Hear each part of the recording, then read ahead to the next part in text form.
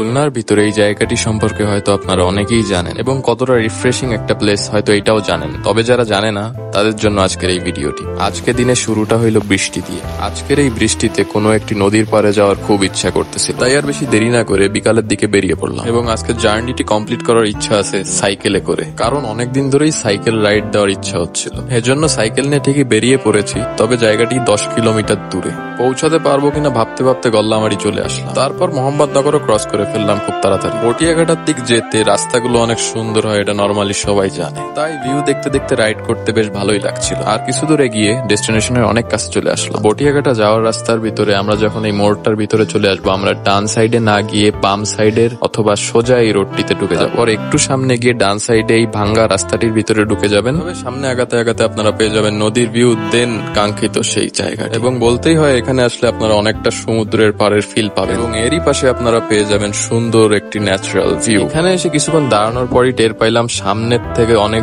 জোরে বৃষ্টি আসতেছে। তবে আমার উদ্দেশ্য যাওয়ার ছিল না, কারণ ভাই এত সুন্দর পরিবেশ রেখে যাইতে ইচ্ছাও করতেছে। এরই মধ্যে বৃষ্টি নামতে দেখে অনেকেই চলে যায় এবং জায়গাটি ফাঁকা হওয়ার কারণে এই বাতাসের ভিতরে সাইকেল চালিয়ে বেশ মজা লাগতেছে। মজার বিষয় হচ্ছে বৃষ্টি শুধু দূরের থেকেই দেখা গিয়েছিল, তবে এখানে বেশি একটা বৃষ্টি হয়নি। তবে সামনের এই জায়গাটিতে আমার যাওয়ার অনেক ইচ্ছা ছিল, কিন্তু পানি জমে থাকার কারণে আর যাওয়া হইল। এবং আপনারা চাইলে অবশ্যই এই জায়গায় আসতে পারেন একটি সুন্দর বিকাল কাটানোর জন্য। আজকে আমার ভিডিও এই পর্যন্তই। আল্লাহ হাফেজ।